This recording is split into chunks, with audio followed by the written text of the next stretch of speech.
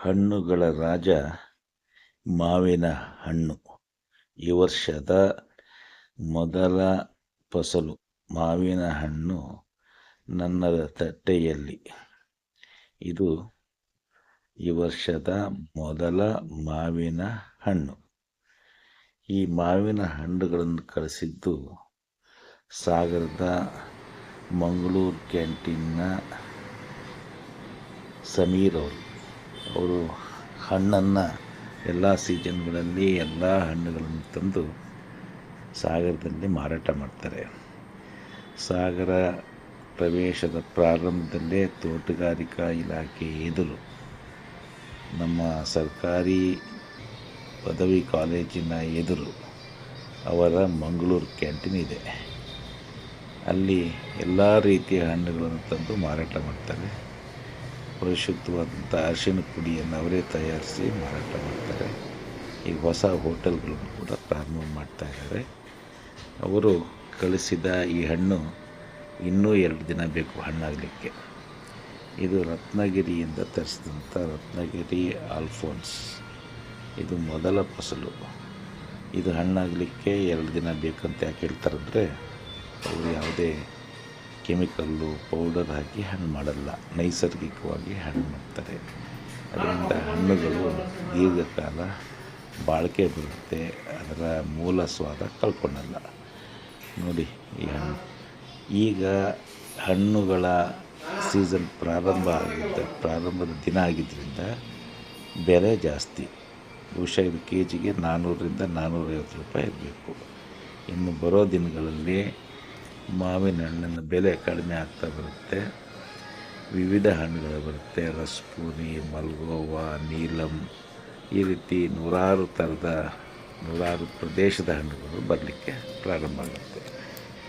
ಮಣ್ಣುಗಳಲ್ಲಿ ಮಾವಿನ ಹಣ್ಣು ಅದರ ಸಮಯ ಇನ್ನೂ 2-2.5 ತಿಂಗಳು ಮಾರ್ಕೆಟ್ನಲ್ಲಿ ಮಾವಿನ ಹಣ್ಣು ಇರುತ್ತೆ. ಮಳೆಗಾಲದ ಪ್ರಾರಂಭದ ತನಕ ಮಾವಿನ ಹಣ್ಣುಗಳು ನಾವು ಸವಿಬೋದು. ಜೊತೆಗೆ ಹಲಸಿನ ಹಣ್ಣು ಕೂಡ ಪ್ರಾರಂಭ ಆಗುತ್ತೆ. ಮಾವಿನ ಹಣ್ಣಿನಲ್ಲಿ ಎಷ್ಟು ತಳಿ ಇದೆ ಗೊತ್ತೇ ಇಲ್ಲ. ಕೆಲವೇ ತಳಿಗಳು ವಿಶ್ವವಿಖ್ಯಾತವಾಗಿರೋದ್ರಿಂದ ನಾವು ಹೆಚ್ಚಾಗಿ ಅದನ್ನು ಈಗಿನ ಫಾರಮ್ಗಳಲ್ಲಿ ಬೆಳೀತಾರೆ ರೈತರು. ಅದನ್ನು ಮಾರ್ಕೆಟ್ನಲ್ಲಿ ಹೆಚ್ಚು ಮಾರಾಟ ಆಗುತ್ತೆ, ಹೆಚ್ಚು ಬೆಲೆ ಸಿಗುತ್ತೆ ಅಂತ ಬೆಳೀತಾರೆ. ಆದರೆ ನಮ್ಗೆ ಗೊತ್ತಿಲ್ಲದೆ ಇರೋವಂಥದ್ದು ಎಷ್ಟೋ ತಳಿಗಳಿದೆ. ಕುಮಟಾ, ಹೊನ್ನಾವರ, ಅಂಕೋಲ ಸೈಡಲ್ಲಿ ಮಾವಿನ ಹಣ್ಣು ಇಶಾಳ್ ಅಂತ ಬರುತ್ತೆ, ಕರಿ ಇಶಾಳ್ ಅಂತ. ಅದರ ರುಚಿನೇ ಬೇರೆ, ಅದು ನಮ್ಮ ಭಾಗದಲ್ಲಿಲ್ಲ. ಮಾವಿನ ಹಣ್ಣಲ್ಲಿ 10,000 ರೂಪಾಯಿ ತನಕ ಕಿಲೋಗೆ ಮಾರಾಟ ಆಗುವಂಥ ವಿಶೇಷ ಹಣ್ಣುಗಳು ಕೂಡ ಇದೆ. ಅದು 10,000ರಿಂದ 3,000 ತನಕನೂ ಇರುತ್ತೆ. ಇಲ್ಲಿ ನೋಡಿ, ಈ ಮಾವಿನ ಹಣ್ಣು ಮತ್ತು ಪರಿಮಳ ಅದನ್ನು ವರ್ಣಿಸಲಿಕ್ಕೆ ಸಾಧ್ಯ ಇಲ್ಲ. ಇದು ಸ್ಯಾಂಪಲ್ ಕಳಿಸಿದ್ದಾರೆ, 2 kg ನೋಡಿ ಅಂತ. ಇದನ್ನು ತಿಂದು ನೋಡಿ ನಾವು ಆರ್ಡರ್ ಮಾಡಿ ಮತ್ತೆ ತರಿಸ್ಬೇಕು. ಆದರೆ ಮಾವಿನ ಹಣ್ಣು ಮನೆಯೊಳಗೆ ತರ್ತಾನೆ ನಮ್ಮ ಪಾರ್ಟ್ನರ್ ಶಂಭುರಾಮ ಎಲ್ಲಿದ್ದನೇನು ಅವನಿಗೆ ಗೊತ್ತಾಗ್ಬಿಟ್ಟು ಮಾವಿನ ಹಣ್ಣು ಬಂತು ಅಂತ. ಅವನು ತಹತ ಮಾಡಲಿಕ್ಕೆ ಪ್ರಾರಂಭ ಮಾಡ್ದ. ಅವನಿಗೋಸ್ಕರ ಸ್ವಲ್ಪ ಇನ್ನೂ ಕಟ್ ಮಾಡಲಿಕ್ಕೆ 2 ದಿನ ಬಿಡಬೇಕಿತ್ತು. ಆದರೂ ಅವನ ಒತ್ತಾಯಕ್ಕೋಸ್ಕರ ಮಾವಿನ ಹಣ್ಣನ್ನು ತುಂಡರಿಸಿದ್ವಿ. ಇನ್ನು ಹಣ್ಣಾಗದೇ ಇರೋದ್ರಿಂದ ಸ್ವಲ್ಪ ಹುಳಿ ಇದ್ದರೂ ಕೂಡ ಅವನಿಗೆ ಅರ್ಧ ಮಾವಿನ ಹಣ್ಣನ್ನು ಕೊಡಲೇಬೇಕಾಯಿತು. ಇಲ್ಲಿ ನೋಡಿ, ಈ ಮಾವಿನ ಹಣ್ಣಿನ ಒಳಭಾಗದ ತಿರುಳು ಎಷ್ಟು ಚೆಂದ ಇದೆ. ಆ ಬಣ್ಣ, ಅದರ ಆಕೃತಿ ನೋಡಿದರೆ ಬಾಯಲ್ಲಿ ನೀರು ಬರುತ್ತೆ.